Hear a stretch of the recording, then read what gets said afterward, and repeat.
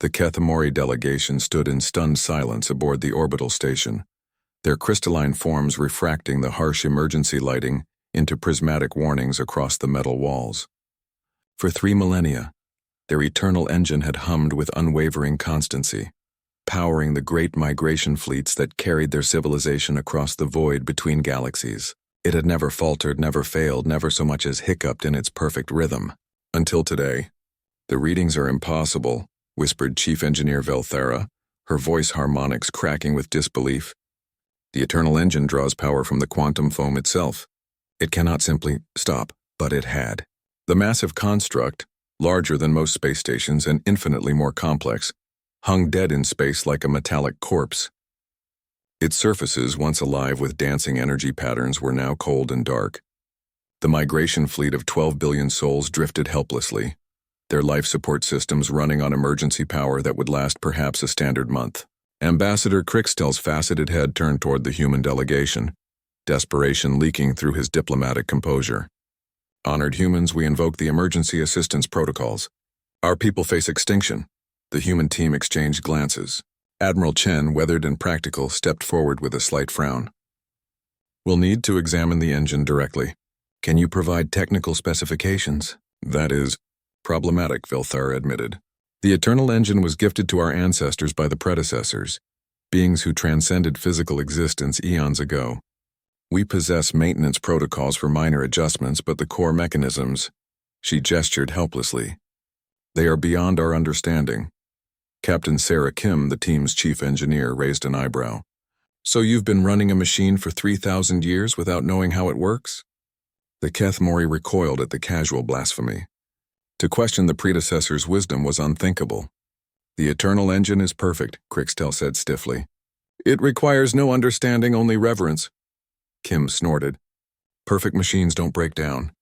6 hours later, Kim floated in her environmental suit before the eternal engine's primary access port, tools magnetized to her belt and a wide grin plastered across her face.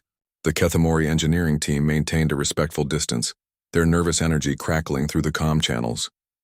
"Beautiful work," Kim murmured, running her gloved hands along the seamless metal surfaces. "The material composition alone is worth a dozen Nobel Prizes. But let's see what's ticking inside, shall we?" She pulled out what looked like a simple sonic screwdriver, an Earth invention that had puzzled alien engineers for decades in its elegant simplicity. The eternal engine's supposedly impenetrable hull opened like a flower at her touch. "How did you—" Velthara began. "Harmonic resonance," Kim replied absently, already climbing inside. "Every material has a frequency. You just need to find the right note to sing." The interior was a wonderland of crystalline matrices and flowing energy conduits, all dormant now but still breathtaking in their complexity. Kim whistled appreciatively as she pulled out her scanner, a chunky device that looked primitive compared to the Kethamori's sleek instruments but somehow provided readings theirs couldn't. "Quantum entanglement cascade system," she noted, documenting everything. "Very clever. Uses paired particles to maintain coherent energy flow across dimensional boundaries." She paused at a junction where 7 conduits met in a complex geometric pattern. "And here's your problem." The Kethamori engineers crowded around the external monitors as Kim's helmet camera showed a small, crystalline component, beautiful in its simplicity, crucial in its function and completely burned out. "The dimensional phase regulator," Kim announced. "It's what keeps your quantum foam tap from oscillating out of control. Without it, the engine automatically shuts down to prevent a cascade failure that could tear a hole in space-time." Velthara's voice was faint. "Can it be repaired?" Kim was already working, her tools moving with practiced efficiency.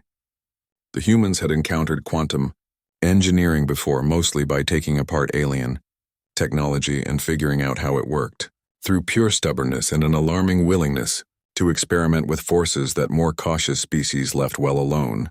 "Not too far gone," Kim said cheerfully. "But I can build a replacement.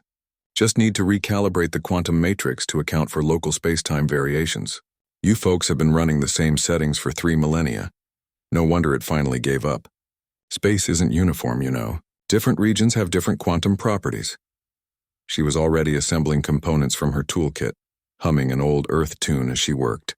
The Kethmori watched in growing amazement as she created a replacement part from seemingly random materials, metal alloys, crystal fragments, and what appeared to be the electronic components from a broken comm unit.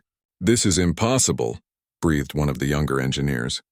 "The predecessors required centuries to design each component." "Well," Kim said, installing the new regulator with a satisfied click, "the predecessors probably didn't have to fix things on the fly with whatever they had in their toolbox." She sealed the junction and began working her way back toward the exit. "Plus, sometimes an outside perspective helps. You folks have been so focused on maintaining perfection that you forgot machines need adapting." The eternal engine came alive with a sound like singing crystal, its surfaces once again dancing with energy patterns. But now those patterns were different, more complex, more responsive to the quantum variations of their current position in space. Back aboard the station, the Kethmori delegation stared at their readings in wonder. The engine wasn't just running, it was running better than it ever had. Admiral Chen smiled as he watched Kim receive what amounted to a religious blessing from the grateful aliens. "Think they'll start maintaining their own equipment now?" "Doubtful," Kim replied, wiping grease from her hands. "But at least they'll know to call us when something interesting breaks." She paused, looking out at the stars with the expression humans wore when contemplating their next impossible project. "Though I have to admit I'm curious about those other predecessor artifacts they mentioned. The ones that supposedly can't be opened at all." Chen sighed. He recognized that look. Somewhere in the galaxy, ancient alien technology was about to discover what humans meant by challenging the impossible. "Kim." "Yes, sir?" "Try not to accidentally start a war with any transcendent beings." Kim grinned. "No promises, sir.